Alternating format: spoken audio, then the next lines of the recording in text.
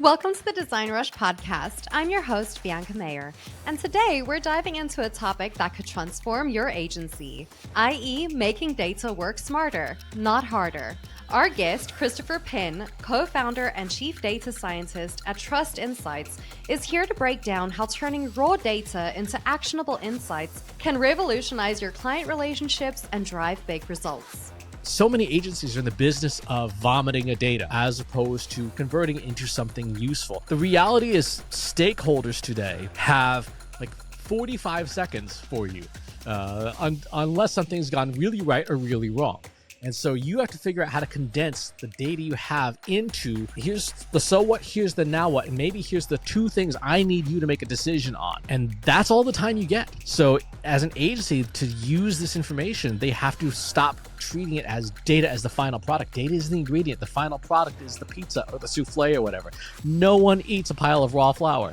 Well, unless you're starving to death. Everyone wants the nicely made pizza. But Chris has a clear message. Stop hoarding data like it's grandma's attic junk. Instead, refine it into something that works harder than you do. The other agencies that I've talked to, it is not, using data does not mean regurgitating it. There is no value in you giving me a 28-page PowerPoint of here's what happened. I know what happened. If I'm any good, if I as the client am any good, I already know what happened. I have my own analytics. I want you to tell me what you're going to do about it. This episode is packed with actionable advice for business owners, agency leaders, and CEOs who want to move past data dumping and deliver insights that truly matter. And keep your clients coming back for more. Got a story to share? Send it over to spotlights@designrush.com and let's make headlines together. Don't forget to like, subscribe, and hit that bell button for more insights from industry leaders. Let's dive in. Chris, a very warm welcome to the DesignRush Podcast. It is so wonderful having you here with us today. Thank you for having me. Of course. Okay, so Christopher, the first thing I want to ask you about is I know that McKinsey found that companies using data analytics are something like 23 times more likely to acquire customers in 2024.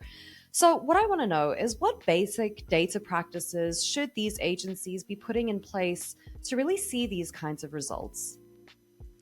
Well, the problem with this particular quote or study is that data analytics is a very, very broad term. That's basically used as using your data and doing analysis on it. So that could be your financial data, that could be your HR data, that could be your marketing data. It's not real clear what data they're talking about. In general, yes, using your data is likely to improve things. And the specific data that you need, at least from a marketing perspective, to acquire customers is where are your customers? Where are they coming from? Why are they choosing you? And then more broadly, what is their buying process? And so you need a blend of qualitative and quantitative data to do this. So this is going to incorporate things like your web analytics, your CRM software, your marketing automation software for your quantitative stuff. And then qualitative stuff, things like focus groups, one-on-one interviews, unstructured data collection from the way that your buyers buy. And it varies based on the agency and it varies based on the industry. So for example, if you work in construction, a lot of the B2B advice that's given to agencies is structured for, you could see this on LinkedIn. A lot of people talk about, advice for agencies, and it is very much for the SaaS digital software market, not for how construction works. Construction works mainly through RFPs. So your buying process there is totally different. If you are an agency that serves the construction industry, most of that advice does not work. So a big part of your basic data practices is understanding what data you have. And the tool and technology that I recommend these days, unsurprisingly, is generative AI. I've been talking about it and keynoting about it for years and years now. With generative AI, you have the ability to build the technology you need on the data you already have. So for example, I was at an architecture and engineering event not too long ago, and we did a workshop, and one company had 5 examples of RFPs that they wanted to bid on. And in that workshop, right, in 45 minutes, we built a very basic go, no-go proposal evaluator, because one of the things they said was, we're wasting a lot of time bidding on projects that aren't a good fit. I says, well, what are the criteria you have? So they listed it all out. And in that workshop, we built them an AI tool. They drop in RFPs, and then it tells them, go, no go, bid on this one, don't bid on that one, because here's why it's a good fit or a bad fit. And so if an agency has the data, then you can use these tools to process it and come up with useful conclusions very quickly and accelerate the speed at which you acquire customers. That is incredible. Okay, so in this case then, what are the biggest mistakes you're seeing agencies making with their data, actually? Not using it would be one. And not knowing where it is, and not knowing how correct it is. So particularly on the quantitative side, when you look at things like digital marketing data and tools like Google Analytics, if you didn't set it up properly, it's not particularly useful. And there's no way to go back and fix old data. So data hygiene and data cleanliness and stuff is really important, because the data is the ingredient that you use in tools like, generative AI tools like ChatGPT, for example. If the same thing is true with AI, that's true in cooking. If the ingredients are bad, it doesn't matter how good a cook you are. The ingredients are bad and you're not going to make anything edible. Yeah, exactly. No, that makes sense.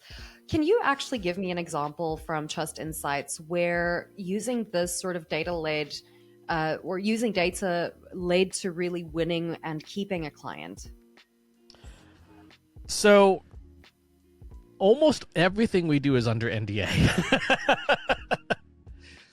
I can give you a broad example. So we were asked by a pharmaceutical company to analyze a competitor, and what is that competitor doing that we could help them develop a competitive strategy to deal with. So what we did was we took the competitor's SEC filings, because it's a publicly traded company, and then we took 1,900 of the competitor's open jobs postings, because you don't hire for things that are unimportant. You hire for mission critical needs. This competitor has 1,900 job descriptions available. So we took all 1,900, downloaded them, and then fed them into a generative AI model. It said, infer what this company's corporate strategy is for the next 12 to 18 months based on what they're hiring for now. Because it's going to take people 3 to 6 months to get up to speed. And then after that, they start working on big strategic objectives. So if you know that, and this is public information, right? It's on their website. It's not like, we're not sneaking around in, little ninja masks or anything. It's like, this is on their website. What we ended up with was a 20-page strategy document that said, here is what this competitor is up to. And then here are the ways that you can position yourself to not be vulnerable to their initiatives, and perhaps some ways that are, you could even with your own product marketing take the wind out of their sails a little. That's a fantastic strategy, actually. I wonder, Chris, you are clearly a very passionate person about data, right? And I'm wondering now, where did that come from? Like, how did that passion sort of evolve to what it is now? Well, my undergraduate degree is in political science. And it's apt that we're recording this on the day of the U.S. presidential election. One of the North Stars for me is facts and data and truthfulness, which is largely absent in politics. And so seeing people misuse data or just not use it at all, or blatantly lie, irritates me. And as a result, that has really helped foster my perspectives and what I do with my career is, how do we use tools to get closer to the truth? Because you'll never get absolute truth. That gets into metaphysics and philosophy. But how do you use data intelligently to get closer to the truth? Because the closer you are to the truth, the less reality shear you have. I am a practicing Buddhist, and one of the things that in Buddhism is sort of this, it's called the Four Noble Truths. And the the consumer version of them is life sucks. It sucks for a reason. The reason is you want things to be different than they are. And the way to have life not suck is to stop wanting things to be different than the way they are. Yeah. And so this general perspective helps inform how we use data, right? One of the worst things you can do with data is try to make it say something that isn't in the data, right? In fact, very, very early on, my wife went to work at a local firm, a local market research firm that is called Burnett Research. They've been out of business for years now. So they were probably the most awful research firm you could ever imagine, because what they would do, and they worked largely for politicians, is a politician would call up and say, I need a research study that says this so that I can go campaign on this. And even if it was completely not true, and what they would do is they had banks of audiences they could poll, and they could come up with something that sounded credible, but was not true because it was not statistically accurate. And so those kinds of practices are what makes me passionate about doing data well, to say, like, you can't make the data truthfully say something that isn't in there. So you have to use the data intelligently and ethically. And sometimes the data is going to say, hey, you're wrong. And you have to be okay with that. That's one of the biggest challenges that analytics professionals face, is very often the analytics professional's job is to be the department of bad news, right? Like, hey, this thing that you just spent $100 million on was a flop, right? And you have to go back and start over again because you did it wrong. And I have lost count of the number of stakeholders that we have worked with, that I've worked with in my career over the last almost 30 years now, who only want to hear good news. Like, that's not how reality works. Yeah, unfortunately. But I do want to say, just to that as well, I think there is definitely still value, actually immense amounts of value, and when you get the data back and something was, say, for instance, a flop, that's valuable, because at the end of the day, you know now what not to do. So it's never a waste, right? Like, it's rather better to know what actually happened, where you went wrong, how to pivot now. I mean, is there a way that we can sort of explain that to companies and stuff that don't necessarily want to hear the bad news? Like, how do you approach that with them? I had a political science professor in college who said, a learning experience is what you get when you don't get what you want. I love that. Which is a good way of encapsulating it. And another quote from Doctor Who, actually, which is very funny, from the 12th Doctor. Someone said, I will not change my mind. He said, then you'll die stupid. Those are sort of the two polar extremes of this. When you're dealing with stakeholders, though, who are fact resistant, sometimes you can say, like, here's how this aligns to what the outcome you want. Now, if they are a rational person, they will eventually say, okay, it sucks that it didn't work out. We learned some things, we'll do better the next time, and I can explain to my stakeholders why it didn't work. If they are not a rational person, if they have fact-proof blinders on, like the peril-sensitive sunglasses from The Hitchhiker's Guide to the Galaxy, then there's no amount of explaining that will help, because they have cemented their point of view as belief, and their belief, and this is something that marketing has done an extremely good job of, and to an exceptionally dangerous level now, of turning belief into identity. And so if you attack a belief, the person perceives you are attacking their identity, and then they are completely resistant to change. Exactly. And that's super dangerous, actually, in a lot of ways. I think people need to be open and flexible to their ideas and what they thought was going to happen, right? So I think if you're going to go into, if it's, say, for instance, a marketing campaign, you need to be okay with the fact that it might not work out the way that you want to, but still, again, bringing it back to what I said earlier, finding the value in knowing what went wrong, right? Yep. And there's two kinds of mathematics, right? There's deterministic and probabilistic. Deterministic mathematics is when you have an irrefutable outcome, right? There's no uncertainty. 2 + 2 in this universe is always 4. There is no other way, right? You do basic algebra. There is no other way. Probabilistic is when there is uncertainty. Like what's the weather going to be tomorrow? Well, I mean, we can guess, and we have very good models for guessing that are pretty accurate, but we never have certainty. There's always randomness. The challenge for a lot of organizations is that many times they confuse the two. Analytics of explaining what happened is deterministic. You can say, yeah, there were 753 visitors to the website yesterday. That is irrefutable fact. That is what happened. But a lot of the time, people are asked to do probabilistic tasks, like explain why. Well, we don't know why, so we have to guess, or forecast what our results are going to be in the next year. Okay, you can use trend modeling things, but it's a forecast. That's probabilistic. And you can never be 100% certain of anything in a probabilistic scenario. And in life, that's also true. There's a bunch of tasks that are probabilistic that you don't know how it's going to work out. You can guess, and you can have really good tools like getting in the car to drive somewhere. You turn on your GPS. That is still a probabilistic task. There may be a road accident. A flock of chickens may be sitting on the road. Who knows what it is, but there's randomness there. And so what seems like a deterministic thing is actually probabilistic. And humans, people, stakeholders, are very uncomfortable with probabilistic scenarios because there isn't that certainty, which means that there is the risk that things will go wrong and they will look bad. Yeah, well, then I think they should probably just go back and be like, you know what, every business owner fails a lot before they get to where they need to be, and they just need to apply that to every single thing that they do then, right? Like, you can just bring it back to that as well. Yep.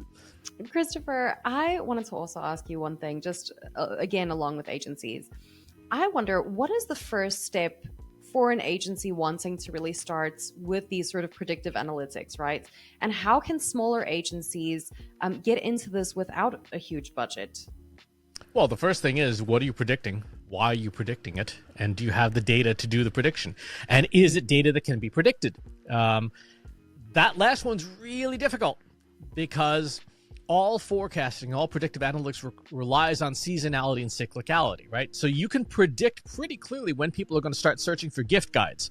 It's usually end of September. There's a pattern in the data. Again, relevant to today, to the day. Every election is different. You cannot predict any election with any level of certainty because not only are the candidates in many cases different, but so are the people voting. So in the USA, for example, in the last presidential election in 2020 and the current presidential election in 2024, the audience is different. We killed off 1.5 million extra people because of COVID-19 and people fighting vaccination and doing all sorts of fact-resistant behaviors. That changes who shows up to vote. If you are dead or permanently disabled because you didn't get vaccinated, you are going to have a harder time voting. I mean, you have a very hard time voting if you're dead. But if you're permanently disabled, you may not be able to physically make it to a polling station. So that changes the nature of the audience. When you start talking about predictive analytics, even for agencies, you may not have cyclical patterns, or you may have data that is not reliable. When you look at the last 4 years, from March 2020, when the pandemic first really started with lockdowns, to today, you really only have about a year and a half of reliable data because 2020's data is a loss. That was circumstances that don't exist. 2021 was largely a loss. We didn't start rolling out vaccines till mid-2021 in the USA. I know other countries did in different rates. So 2022 is when things started to get, quote, back to normal, except that the virus is still circulating. 2023 is probably the first year that you have consumers, for example, and businesses back to somewhat normal purchasing patterns. But even then, depending on the industry, things are still different. For example, a lot of companies have not returned to offices, at least not full time. So the commercial real estate market, if you are in commercial real estate, your predictive analytics are still wrong. So going back to, do you have the data? Can the data be forecasted? Is it predictable? And then from there, you can start figuring out, okay, what tools do I need? And again, going back to generative AI, this is where tools like Google Gemini, Anthropic Claude, ChatGPT can they can't do prediction of quantitative data. They're terrible at it.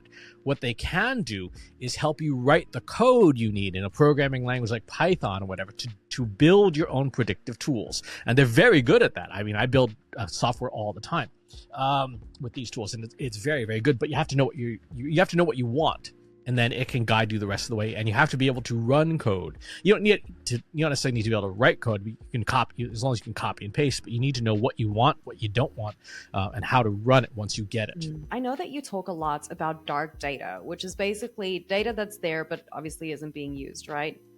Now, again, for agencies sitting on piles of unused data, how can they really start getting insights from it? I mean, are there any specific tools that make this easier apart from ChatGPT? Are there things that you use to kind of try and uncover what this data is that they're sitting on and not using?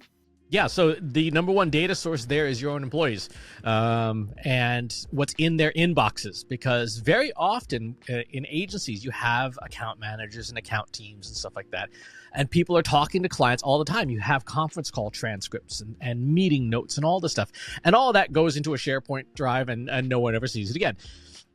All of that is stuff that machines can mine and say, hey, this customer asked about this.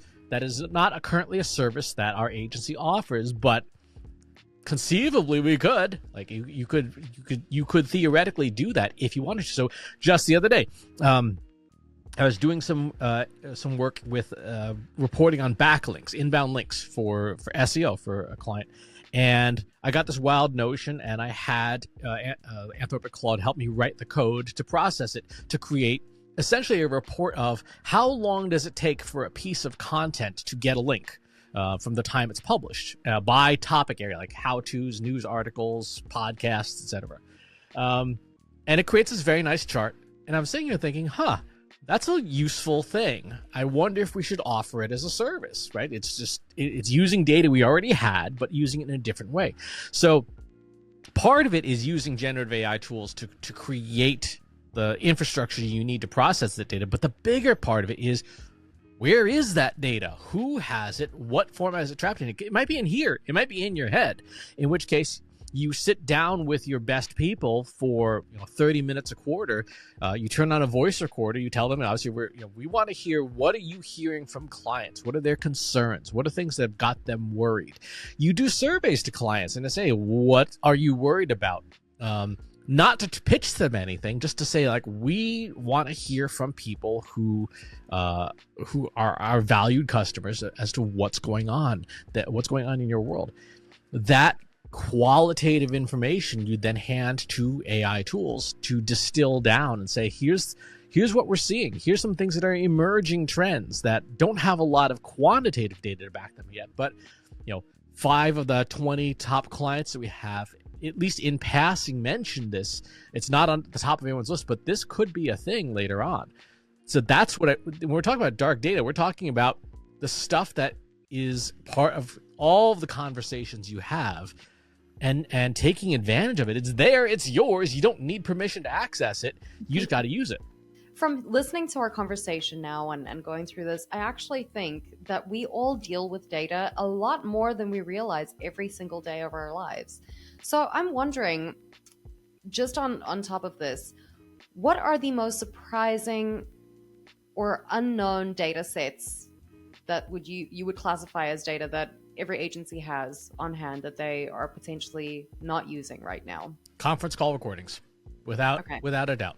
Almost everyone's conference call system records something.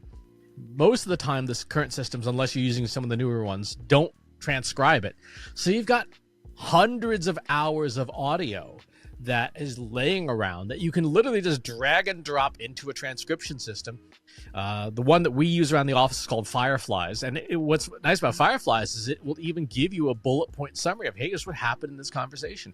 You do that with enough calls over time, you start going, I keep seeing this popping up over and over again. So for example, one thing we do is we have Monday and Friday weekly staff meetings, 15, 30 minutes, whatever. And of course, all that goes into the system. At the end of the quarter, we can just take all the transcripts from that and say, what are some of the things that we forgot to do? Like, oh, we talked about this would be cool to do, and then we totally forgot about it. And if it was a good enough idea to spend some time talking about in a meeting, it's a good enough idea to put on a to-do list and do something about it. Another thing that I do with a lot of my client work, I will take the inbox that I have for that client. And at the end of every month, I will take the entire inbox, I will stuff it into an AI model and say, summarize what I did for this client this month, and what we accomplished for them. And so it produces a nice list. And then as happens from time to time, our stakeholder changes and the new stakeholder comes in and goes, oh, what does this company do for us? Here's the binder of everything we've done for you for the last 6 years, month by month, in bullet point format. Yeah. But also I use it to check myself to say, did I promise something to this client that I totally forgot about? And it just dramatically improves client retention, because it's like, oh yeah, those things we talked about on that call 2 weeks ago, I totally forgot about that, but here it is. And now suddenly the client's like, what have you done for us lately? The client's like, wow, you've done a lot for us lately, including things we forgot about too. Incredible. That is so I'm going to start doing that from now on. Okay, so now to get to brass tacks, right? I'm wondering, how can agencies actually make money from the data and insights that they're getting in these types of ways? I mean, what types of data services or products do you think will be the most profitable for agencies in 2025? It depends on what the client wants. I mean, here's the thing. Every client wants the same three things: save time, save money, make money. The biggest mistake that every agency makes, this was told to me by one of my personal advisors, Mitch Joel. He said, don't ever be another thing on someone's to-do list. He's like, if you are another thing on someone's to-do list, you are not saving them time or money. You are costing them time or money. He said, your job as an agency is to take things off of your clients' to-do lists. Whatever is on your client's to-do list, if you are taking things away from their to-do list, they will keep flinging money at you as fast as they possibly can, saying, what else can you do that I can take off my list? And that is the number one imperative for all of us as agency owners, regardless of industry, is what can we do to take things off our clients' to-do lists? So in terms of how do you use your expertise to attract bigger clients or whatever, the number one thing is look at your client's to-do list and say, what have you got going on? David Maister, who is a professional services speaker, I think he's retired now, but you can still see his videos on YouTube, used to do this absolutely brilliant thing. He would say to his biggest clients, his best clients, I will show up at my own expense to your quarterly strategy meetings, and I will sit in the back of the room, and I will not speak unless spoken to. But you are welcome to ask me any questions at any time while I am there. And they found obviously tremendous value in that. And oh, by the way, he walked out of every meeting with like 18 new scopes of work, because they would ask him questions like, oh, well, here's how you would solve this problem. He would explain how it's solved. And they'd be like, can you just do it? I'm like, yes, I'll write you a scope for that. Asking what's on a client's to-do list is the easiest thing to do. If you are working with a client and they have like a Trello board or an Asana board or whatever, ask them to share it with you, and you share yours with them for that account so that they have visibility, but you can also see what else is on, got their hair on fire, and say, you know what, I can help with that, and I can help with that, and I can help with that. Love that. So I'm wondering then, how can agencies really use their data expertise to attract these bigger clients that may be roaming around and needs their data to be accessed? Or rather, what role does thought leadership even play in this? And how can agencies really use it to win major contracts? Let me ask you this. How do you define thought leadership? I would define you as a thought leader. Someone that definitely is respected in the field, has immense expertise in a certain subject, and knows how to convey themselves really well in that subject, and has a platform to do that with. Okay. The definition I use, well, there's two. There's the cynical version, and then there's the actually useful version. The cynical version is your thought leadership is thinking about leading, and maybe one day you'll actually do it. The useful version is a thought leader is someone, their thinking changes how you lead. Their thinking changes how you lead. So every client is saying, I got all the stuff to do, I got all these goals to meet and stuff like that. whose thinking will change how I lead, how I do things differently, to be more efficient, save money, save time, make money, right? Those are the big three imperatives. A lot of people who do thought leadership, well, they say they're doing thought leadership, in fact are not. And what they're doing is regurgitation. And they're regurgitating things that are not particularly helpful and are so generic that they're not, they're a weird blend of like platitudes, cliche, and like positive thinking, which is fine if that's what you want to do. But does it attract clients? Does it, when a client reads it scrolling by on their LinkedIn feed or in their podcast, do they go, oh, that's helpful, I can use that, right? So for example, mine your inbox for undone tasks. That's something that's very tactical, but at the same time, an agency leader is like, oh, we should be doing that because that will increase client retention rates dramatically if clients are less pissed off at us. As people think about their thought leadership programs, it's okay, what thinking do you have that will change how your clients lead? That requires you to have thoughts, right? That requires you to have thoughts that other people want. And so the biggest challenge for people is not data, it's having thoughts, right? It's having thoughts that are original or at least useful, or a synthesis of things from your unique point of view. Because people hire your agency for really a few different reasons, right? They need an extra pair of hands to do stuff, which is the commodity level. And that means that your agency can be swapped out for any other agency. Whoever's got the cheapest pair of hands to do this task, that's who we'll hire. That's not terribly a good place to be in, because it's a race to the bottom for pricing. Or you have a methodology that is proven that you can share with a client and say, here's how we will do the thing and help you get better. And so a lot of the times, if you are sharing your frameworks and your methodologies, that's how you can attract those clients, because they can say, oh, I can take your methodology and use it. My friend Jay Bear says this, and it's absolutely brilliant. Having the recipe does not make you a chef, right? So you can give away your frameworks. Like we give away, for example, our Rappel prompt engineering framework. If you want to get better at using generative AI, it's a PDF. We don't gate it. You can just take it. In that framework, there's still a lot of hidden details. There's a lot of things that I will use that framework better than other people do. They will get benefit from it. Absolutely, they will get benefit from it, but they will not get the inner secrets of it because they're not me.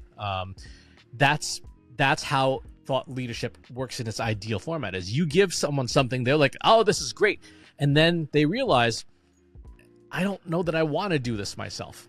There's 3 layers to every service, right? There's done by you, which is self-serve, right? Here's the framework, go do it. There's done with you, which is like coaching and things and training and education. Then there's done for you, which is professional services. As an agency, your job is to provide all 3, but they all have to communicate with each other, because there's going to be some people, done by you is all they can afford. They'll buy the $29 book or whatever, and they will not pay more, and that's totally fine. Done with you costs a bit more, with coaching and things like that. And then done for you is professional services, which is where you reach your really strong billable hours.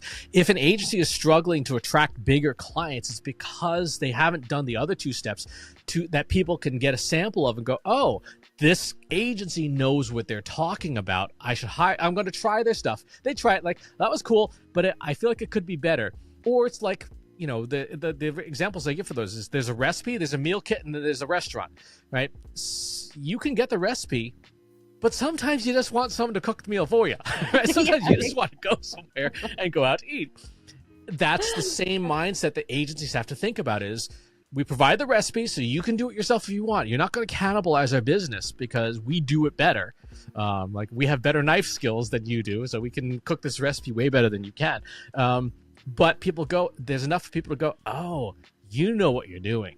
I mean, at the end of the day, I really like the fact that you laid it out and said, either we can give you some resources to do it yourself, and they'll be good resources. We can also coach you into doing that, and we will do our best to coach you the best way we can. But at the end of the day, if you want to have it done really well, we'll do it for you. Love that. Those are really good things to keep in mind as an agency for sure. I Yep. do wonder though, Chris, or can you share how trust insights really affected or came from your podcast that you have, Marketing Over Coffee, and how has that even helped you attract clients by sharing your industry insights on there? So that's not the Trust Insights podcast. So Marketing Over Coffee is something I started with my friend John Wall back in 2007. We're the second oldest business podcast online that's still operational. That started out as basically a place for John and I to complain about everything that our employers were doing wrong. When we had met up at a coffee shop here in Natick, Massachusetts, a local Dunkin' Donuts, to do that. And over time, obviously, we moved around and now we record it online and things. But the podcast itself is not necessarily the thought leadership. What was different about it was that it was way early, like 10 years early to the podcasting boom. I started my first podcast in 2005, was the financial aid podcast.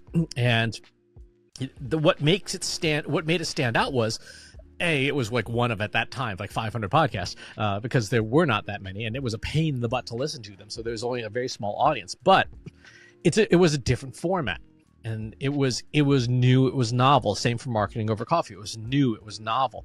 The Trust Insights podcast, In-Ear Insights, we started that in 2018. And the reason for doing a podcast was, to be able to show off our expertise, particularly my CEO, Katie Robert, is absolutely brilliant human being, but doesn't have the same platform that I do, because I just started earlier. And so having that podcast allows us to showcase her expertise and get in front of both of our audiences, get in front of the company audience as well. And this is one of the things that a lot of agencies do, and a lot of actually clients ask agencies to do, is like, help us build our thought leadership program. Like, well, again, you have to have thoughts, but then you build a platform around that to say, okay, we want to make sure that we're showcasing these things. And the way you do that is by coming up with questions that people have. This is something that Marcus Sheridan wrote a book about. You technically don't have to read the book, because everything you need to know is in the title of the book. It's called They Ask You Answer. If you gather up the questions that people have and you answer them in some format, and you provide it in an accessible way, people who have those questions will find you, and they will listen to your answers, and they will evaluate whether or not you are a good fit for the way they do things. If you don't have that data, all you have to do is spend 15 minutes on Reddit or Stack Exchange or Quora or wherever, and gather up a list of 100 questions and go, okay, which questions have the most views or the most engagement? I'm going to give you my points of view on those, congratulations, you have your content calendar for the next 100 episodes of whatever it is you're doing. Yeah, exactly. No, that's 100% true. And, we try to emulate that here, even at the DesignRush podcast a little bit.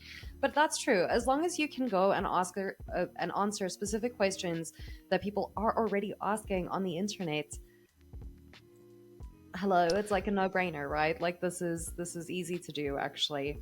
Right. You do it with your point of view, though, because that's what showcases that you're different. And those questions are going to be the base questions. So if you've ever gone to a sushi restaurant, you always order a tuna roll. And the reason for that is, as long as you know what good tuna sushi looks like, you look at that, and you look at the avocado.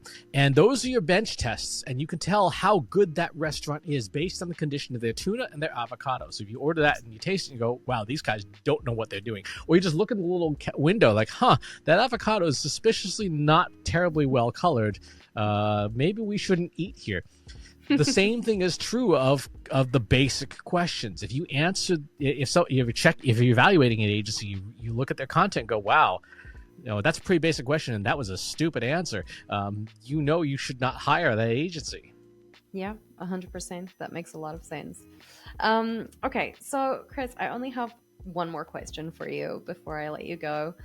I wonder, flipping the script a little bit now, right? For clients that are looking for an agency, okay, let's say it's a data agency or marketing agency, whatever the case may be. I wonder, what 3 data-focused qualities or practices should they really be looking for to ensure that they're picking the right partner for them? I mean, are there any sort of warning signs that an agency isn't as data savvy as they say they are? There's a ton of warning signs, one of which is they clearly don't use data themselves. When you have a conversation with an agency about data, you want to sit down and talk about, how do you determine KPIs for a program? And you have to think through yourself what is a KPI, and two, are the ones that they're suggesting, do they make sense? A lot of agencies have sort of a stock kit of KPIs, like, impressions and this and that and whatever. And that's kind of like saying, here's your stock kit for nutrition. Well, no, everyone's a little bit different. Everyone's going to have different priorities. And an agency that has an inflexible point of view on KPIs is going to be a problem, because they're going to give you information that isn't terribly useful. Another thing is, when you look at an agency's reporting, if you're onboarding an agency, ask them to send a sample report of what they report to your average client. If they don't have one, that's a warning, right? Because everyone should have some sort of de-identified example. And B, look at the report. There's three things there's three things you're looking for, right? There's what happened. We call them the three whats. What happened? Number two, so what? What is the implications of this? And number three, now what? What are you going to do about it? Almost every agency's report is like 85 to 90% what happened, with like 5% so what, and if you're lucky, 5% of now what, when it should be the other way around. Here's 10% of the report is what happened, right? You don't really need to know beyond the basics. So what? Here's what this means, right? The traffic was down because there was a presidential election and no one paid the slightest bit of attention to any of our stuff for the entire month. Now what? Here's what we're going to do about it. Here's what we've learned. Here's how we're going to do things differently for you. Those are some of the data-related warning signs. The other thing that I've heard, having worked with and at a bunch of agencies over time, is every client, whether they voice it or not, wants the agency to push them, to be proactive, to say, hey, I saw this and I thought of you, or I had this idea, what do you think? One of the things that we do with our own stuff, every time we come up with a new framework or something like that, we have a roster, an order of operations. Paying clients get it first. We say, hey, we're going to be debuting this, but as a client in good standing, you get it first. And then our private communities get it second, and then the general public gets it third. That's our general order of operations, because what we want to do is we always want to be showing up to our clients and saying, hey, we've got this new thing. You get it first because we value you. Now, if you want it on an ongoing basis, we might have to change the scope of work or whatever. But we always want to show off to the clients that we're thinking of them first, and we're going to keep pushing them to say, this is a new idea. This is a new way of tackling this thing. Do you find value in this? Even if the client doesn't find value in it, they will say, I appreciate that I am first in line for your best ideas. Yeah, absolutely. That makes a lot of sense. I wonder, actually, just a quick follow-up to that as well. What is it in data that you wish more people were talking about, especially maybe, say, in the agency-client relationship field? I mean, using it, period. And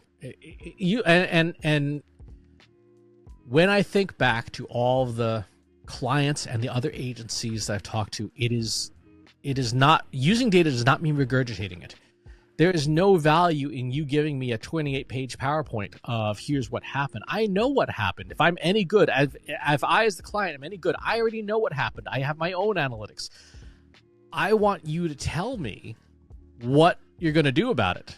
What is going to change? Some things you say, if this worked, we're going to double down on it. Or this worked, but it was pure luck. We can't do that again. We can't make that happen again. Or this didn't work, and here's why, and here's what we're going to do about it. So many agencies are in the business of vomiting a data as opposed to converting it into something useful. The reality is stakeholders today have like 45 seconds for you unless something's gone really right or really wrong.